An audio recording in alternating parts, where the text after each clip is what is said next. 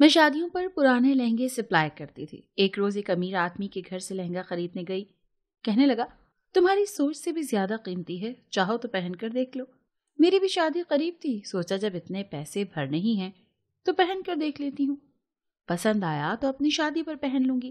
لیکن جیسے ہی لہنگا پہن کر نکلی تو میرے ہوش اڑ گئے۔ اس رات میں نے اپنے کام کے دوران عجیب و غریب لوگوں کو دیکھا تھا، لیکن یہ گاہک عجیب تھا جو مجھے پچھلے 10 دنوں سے نہ لہنگا فروخت کر رہا تھا نہ انکار کر رہا تھا۔ کبھی کبھی مجھے ایسے لوگ ملتے ہیں کہ کیا بتاؤں۔ میں عورت تھی اور اس بات کا وہ فائدہ اٹھانا چاہتے تھے۔ کوئی بھی مجھے کم پیسوں میں قیمتی لہنگا دینے کو تیار ہوتا، لیکن اس کا طلب کچھ اور ہوتی۔ کسی کا اپنے کاروبار سے زیادہ مجھ پر دھیان ہوتا، یوں جیسے انہوں نے کبھی کوئی عورت دیکھی نہ ہو۔ ایک بار تو ایسا ہوا کہ مارکیٹ میں ایک گاہک کو پیسے پکڑاتے وقت اس نے میرا ہاتھ تھام لیا۔ اس دن تو مجھے بہت ہی غصہ آیا۔ اگر میں غریب نہ ہوتی تو یہ کام کبھی نہ کرتی، لیکن میری مجبوری تھی، مجھے ہر صورت یہ کام کرنا تھا۔ جب سے ہوش سنبھالا تھا خود کو انجان لوگوں سے الجھتے پایا تھا۔ اماں کو میرا کچھ خیال نہ تھا، اسے بس پیسوں سے مطلب تھا۔ میں دن بھر میں کہاں آتی جاتی تھی اس نے کبھی نہ پوچھا۔ کسی گاہک نے میرے ساتھ بدتمیزی کی یا میں نے کسی گاہک کو گالیاں دی، اماں کو ان باتوں سے کوئی فرق نہیں پڑتا تھا۔ وہ بس شام کو یہ پوچھتی تھی کہ آج کتنی کمائی ہوئی، اور چپ کر کے خاموشی سے سارے پیسے اماں کے ہاتھ پر رکھ دیتی۔ کبھی کچھ نہ رکھا، یہ اماں کی مرضی ہوتی کہ وہ مجھے کھانے کے لیے کتنے دیتی۔ اماں کا بھی یہی کاروبار تھا۔ اکثر میں سستا لہنگا مہنگے داموں لے آتی تو اماں میرا جلوس نکال دیتی اور کہتی کہ تم اتنے سالوں سے یہ کام کر رہی ہو، تمہیں ابھی تک سمجھ نہیں آیا؟ تمہیں ابھی تک مال کی قیمت کا احساس نہیں ہوا؟ تمہیں ابھی تک پتہ نہیں چلا کہ کس کام کے کتنے پیسے دینے ہیں؟ اماں کی یہ باتیں میں خاموشی سے سن لیتی۔ میرے پاس اور کوئی چارہ بھی نہیں تھا۔ اکثر مجھے اپنا آپ اس گھر میں اجنبی لگتا، اکثر مجھے اماں اجنبی لگنے لگ جاتی، ایسا لگتا جیسے میں اس دنیا کی نہیں ہوں۔ کبھی کبھی مجھے اپنا آپ بہت عجیب لگتا۔ مجھے اپنی زندگی کے گزرے سالوں کے بارے میں کچھ یاد نہیں تھا، نہ مجھے اپنا بچپن یاد تھا اور نہ ہی کچھ اور۔ ایک دن اماں سے پوچھا تو بتانے لگیں کہ تیری شادی میں نے کم عمری میں کر دی تھی، لیکن تیرا شوہر نشئی نکلا۔ وہ نشہ کر کے تجھے مارتا پیٹتا۔ ایک دن اس نے تجھے خوب مارا، اتنا مارا کہ تو بے ہوش ہو گئی کیونکہ تیرے سر پر چوٹ لگی تھی۔ اس نے تجھے طلاق دے دی، اور جب تو ہوش میں آئی تو سر پر لگنے والی چوٹ کی وجہ سے تو اپنی یادداشت کھو بیٹھی۔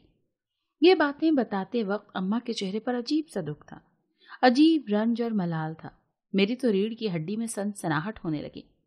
میں نے اتنی خوفناک زندگی گزاری تھی، اوف! یہ سوچ کر خوف محسوس ہونے لگتا۔ اچھا ہوا میری یادداشت چلی گئی، ورنہ بھلا میں کیسے جی پاتی؟ پر دوسری جانب مجھے اپنا آپ ادھورا ادھورا محسوس ہوتا، یوں لگتا جیسے مجھ سے کوئی کھو گیا ہے، جیسے کچھ کمی ہو میری زندگی میں۔ لیکن کچھ بھی سمجھ نہیں آتا۔ میں کسی روبوٹ کی مانند صبح سویرے گھر سے نکل جاتی اور پرانے لہنگوں کو خرید و فروخت کر کے شام ڈھلے واپس آ جاتی۔ کوئی جذبہ، کوئی امنگ دل میں نہیں اٹھتی تھی۔ لوگوں کی بدتمیزیوں کو خاموشی سے سہنا پڑتا۔ مجھے زیادہ بھید بھاؤ نہیں آتا تھا، نہ میں زیادہ بحث کرتی تھی۔ ایک لہنگے پر کم منافع بھی میں اسے فروخت کر دیتی۔ لیکن پچھلے کچھ دنوں سے میرے ساتھ عجیب سے واقعات ہو رہے تھے۔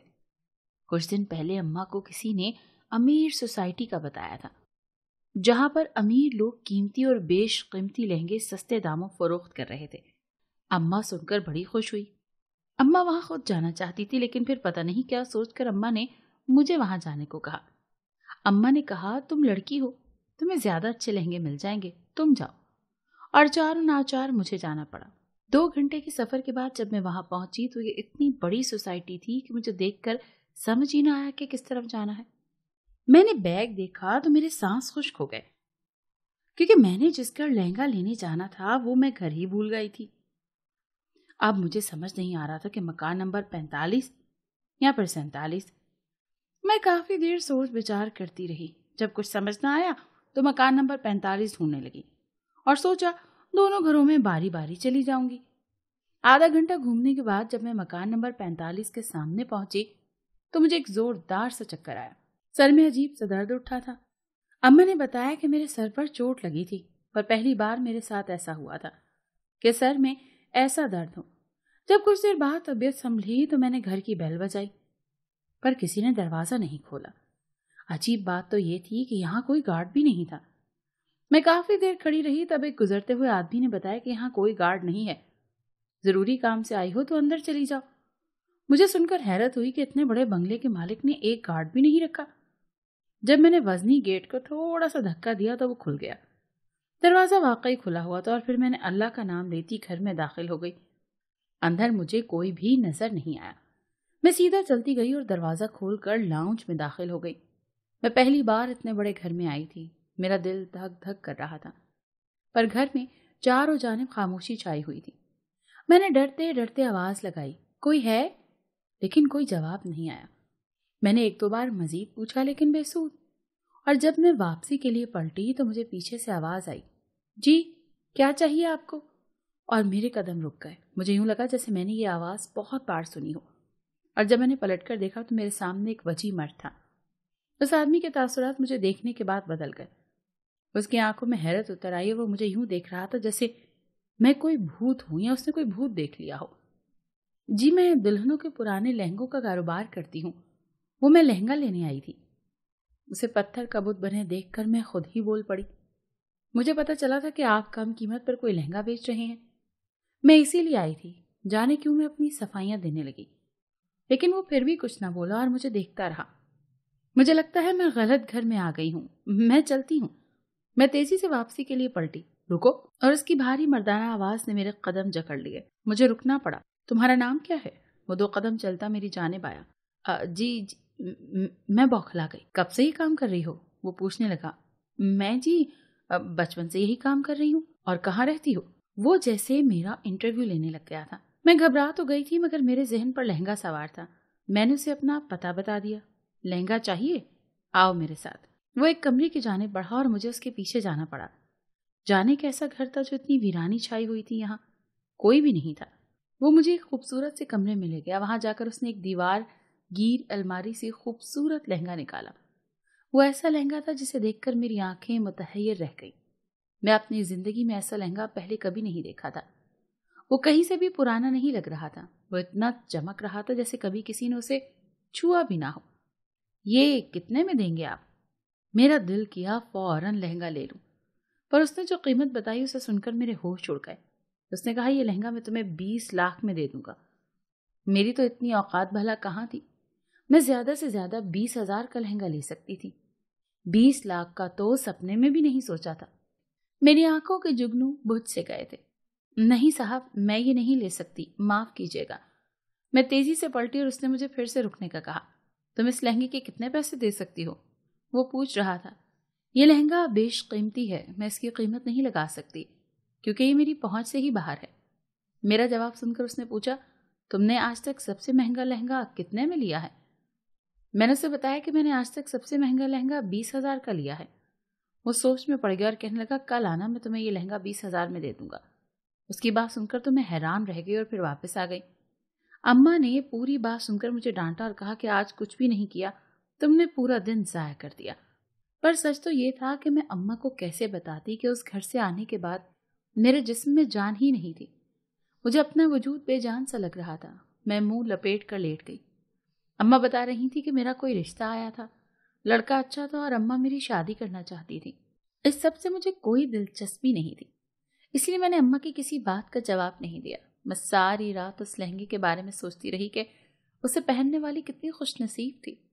यही सोचते सोचते मैं सो गई और पूरी रात अजीबोगरीब ख्वाब नजर आते रहे। मैंने खुद को वो लहंगा पहने देखा और सुबह होते ही मैं कुछ खाए पिए बिना ही इतनी गर्मी में 2 घंटे का सफर तय करके उस बंगले में पहुंच गई। वो आदमी आज भी वहीं था। मुझे देखते ही वो उठ खड़ा हुआ, मुझे बिठाया और मुझे जूस पिलाया। मुझे उसके रवैये ने उलझन में डाल दिया था। जब मैंने जूस पी लिया तो उसने पूछा कि एक दिन का कितना कमा लेती हो? मैंने साफ साफ बता दिया। वो खामोशी से सुनता रहा और फिर उठकर बाहर जाने लगा। जाते हुए उसने कहा कि जब तक मैं वापस नहीं आ जाता तुम यहीं रहना, और फिर वो चला गया। कमरे में स्प्लिट एसी चल रहा था और लहंगे की लालच में मैं बैठी रही। जब काफी देर गुजर गई तो मैं बेड पर तकिया लेकर लेट गई। न जाने कब आंख लग गई, कितनी देर सोती रही, और जब उठी तो वो शख्स सामने ही सोफे पर बैठा था। बाहर शाम हो चुकी थी। उसने 5,000 का नोट मेरे सामने रखा और कहा, ये ले जाओ, لہنگے پر بات ہم کل کریں گے۔ میں خاموشی سے واپس آ گئی اور پھر پورے 10 دن ایسے ہی چلتا رہا۔ ادھر اماں نے میری شادی پکی کر دی۔ 10ویں دن میں اس کے پاس گئی تو اس نے کہا کہ ایک شرط پر تمہیں لہنگا دوں گا اگر تم پہن کر دکھاؤ تو۔ یہ لہنگا پہننے کا مجھے بھی شوق تھا، چنانچہ میں نے خاموشی سے حامی بھر لی اور وہ لہنگا پہن کر باہر آ گئی۔ وہ مجھے کافی دیر تک دیکھتا رہا۔ اتنا مہنگا لہنگا پہن کر میرا دل دھک دھک کر رہا تھا۔ وہ میری جانب بڑھا اور میرے قریب پہنچ کر کہنے لگا، مجھ سے شادی کرو گی؟ شادی کا سن کر میرے ہوش اڑ گئے۔ وہ مجھ سے شادی کرنا چاہتا تھا؟ ایک پل کو تو مجھے مذاق لگا، پر اگلے ہی پل میں وہاں سے نکل جانا چاہتی تھی، لیکن میں تیزی سے بھاگ نہیں سکتی تھی۔ وزنی لہنگے نے مجھے ہلنے تک نہ دیا۔ میں وہ لہنگا اتار کر وہیں رکھائی اور میں نے کوئی جواب بھی نہیں دیا۔ اگلے دن صبح صبح اماں نے مجھے کہا کہ شام میں تمہارا نکاح ہے۔ میرے دل کو ایک جھٹکا لگا۔ میں نے اماں کو کچھ نہیں بتایا اور میں کچھ بول بھی نہیں سکتی تھی۔ چنانچہ شام کے وقت اماں نے انہی پرانے کپڑوں میں ایک سرخ دوپٹہ سر پر ڈال کر میرا نکاح کر دیا، اور جب رخصت کرنے کے لیے گھر سے باہر لائی گئی تو میں حیران رہ گئی۔ وہ وہی آدمی تھا جس نے مجھے شادی کی پیشکش کی تھی، یعنی میرا نکاح اس سے ہوا تھا۔ میرا دل پسلیاں توڑ کر باہر نکلنے کو تیار تھا۔ وہ مجھے اپنی گاڑی میں بٹھا کر اسی گھر میں لے آیا۔ اس نے مجھے صوفے پر بٹھایا اور کسی کو فون کیا۔ کچھ دیر بعد ایک پارلر والی لڑکی گھر میں موجود تھی۔ اس نے میرا بناؤ سنگھار کیا اور وہی لہنگا مجھے پہنایا۔ آج سے پہلے میں نے بھی نہیں جانتی تھی کہ میں اتنی خوبصورت ہوں۔ پارلر والی مجھے کمرے میں بٹھا کر چلی گئی۔ میں اٹھ کر آئینے کے سامنے آئی اور خود کو دیکھنے لگی۔ جانے کیوں مجھے کچھ عجیب لگ رہا تھا۔ اچانک خود کو دیکھتے دیکھتے مجھے شدید قسم کا چکر آیا۔ میرے سر میں درد اٹھا تھا اور یہ اتنا برا تھا کہ میں سہ نہیں پائی۔ میں لڑکھڑا کر گری۔ میرا سر بیڈ میں لگا اور میں بے ہوش ہو گئی۔ جب میں ہوش کی دنیا میں لوٹی تو میری دنیا مکمل بدل گئی تھی۔ میرے سامنے وہی شخص کھڑا تھا جو میرا شوہر تھا اور جس سے میں اب بے انتہا نفرت کرتی تھی، اور اس کی وجہ میری پچھلی زندگی تھی۔ میری یادداشت لوٹ آئی تھی، اور یہی وہ شخص تھا جو آج میری اس حالت کا ذمہ دار تھا۔ مجھے آج بھی یاد ہے وہ دن جب میں اپنے ماموں کے گھر رہتی تھی۔ میں یتیم تھی۔ ماں باپ دونوں دنیا چھوڑ گئے تھے۔ ماموں نے مجھے پالا تھا۔ ماموں اچھے تھے، لیکن مامی اور ان کے بیٹیوں کا سلوک مجھ سے بہت زیادہ اچھا نہیں تھا۔ مامی تب خوش ہوتی جب میں پورے گھر کو اکیلے ہی سنبھالتی، نوکرانیوں کی طرح کام کرتی اور مامی کی خدمت کرتی۔ میری زندگی بہت مشکل میں گزر رہی تھی۔ سارا کام کرنے کے بعد بھی مجھے بچا کچا کھانا پڑتا تھا۔ مجھے پڑھنے کے لیے وقت نہیں ملتا تھا۔ میں ماموں سے کچھ نہ کہتی کہ گھر میں لڑائی ہوگی، پر مامی کا سلوک دن بدن بدتر ہوتا جا رہا تھا۔ وجہ یہ تھی کہ میں عمر کے ساتھ خوبصورت ہوتی جا رہی تھی اور مامی کو اس بات کی جلن تھی کہ میں ان کی بیٹیوں سے زیادہ خوبصورت کیوں ہوں۔ اور پھر ایک دن ماموں کی بڑی بیٹی کا رشتہ آیا۔ لڑکا بھی ساتھ ہی آیا تھا۔ میں اس وقت کالج میں تھی اور وہاں سے آئی تھی، اور میری قسمت خراب کہ لڑکے نے مجھے دیکھ لیا اور پسند کر لیا۔ پھر تو گھر میں بھونچال آ گیا۔ مامی نے رونا پیٹنا ڈال دیا۔ ان کا کہنا تھا کہ میں نے ہمیشہ ان کی بیٹیوں کے حق پر ڈاکہ ڈالا تھا۔ ماموں خوش تھے اور وہ لڑکا اپنی ضد پر قائم تھا کہ شادی کرے گا تو صرف مجھ سے۔ بالآخر اس کی ضد کے سامنے سب کو ہتھیار ڈالنے پڑے۔ اس کی محبت نے مجھے بھی یقین دلا دیا۔ میں اب خوش رہنے لگی تھی، ہواؤں میں اڑ رہی تھی۔ میری شادی طے پا گئی تھی، صرف 15 دن بچے تھے۔ وہ مجھے اپنے ساتھ لے گیا اور اس نے شادی کا لہنگا میری مرضی کا بنوایا۔ مجھے وہ لہنگا بہت پسند آیا تھا۔ مجھے لگا تھا کہ اللہ نے میری ساری دعائیں سن لی تھی، لیکن میرا نصیب اتنا اچھا کہاں تھا۔ جانے مامی نے کیسی چال چلی کہ مجھے بد کردار بنا دیا گیا۔ لڑکے کی ماں نے مجھے فون کر کے کہا کہ میں اس کی زندگی سے نکل جاؤں۔ میں نے اپنے ہونے والے شوہر سے بات کرنا چاہی، پر اس نے بھی میری نہیں سنی۔ میں کالج میں تھی اور مامی نے کہا کہ اس گھر میں واپس مت آنا، اور اس وقت میرا دل اس طرح ٹوٹا کہ میں نے نہر میں چھلانگ لگا کر اپنی جان دے دی۔ میں بچ گئی، پر میری یادداشت چلی گئی۔ باقیوں کے لیے میں مر چکی تھی۔ ایک لہنگے والی عورت نے مجھے اٹھا لیا۔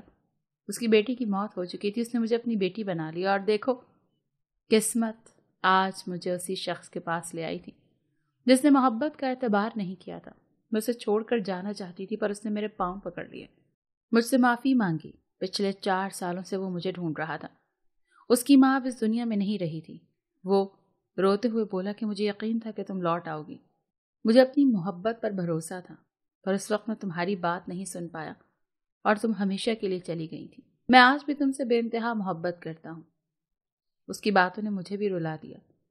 جانے زندگی نے میرے کتنے امتحان لیے تھے، پر اب دیکھو مجھے میرا سب کچھ لوٹا دیا تھا۔ تبھی آج میری محبت میرے ساتھ تھی، میں مزید نہیں بھاگ سکتی تھی، مجھ میں حوصلہ نہیں تھا، اس لیے میں نے اللہ کا شکر ادا کرتے اپنے شوہر کے کاندھے سے سر ٹکا دیا۔ مجھے یقین تھا کہ اب سب اچھا ہونے والا تھا، کیونکہ اللہ نے میری سن لی تھی۔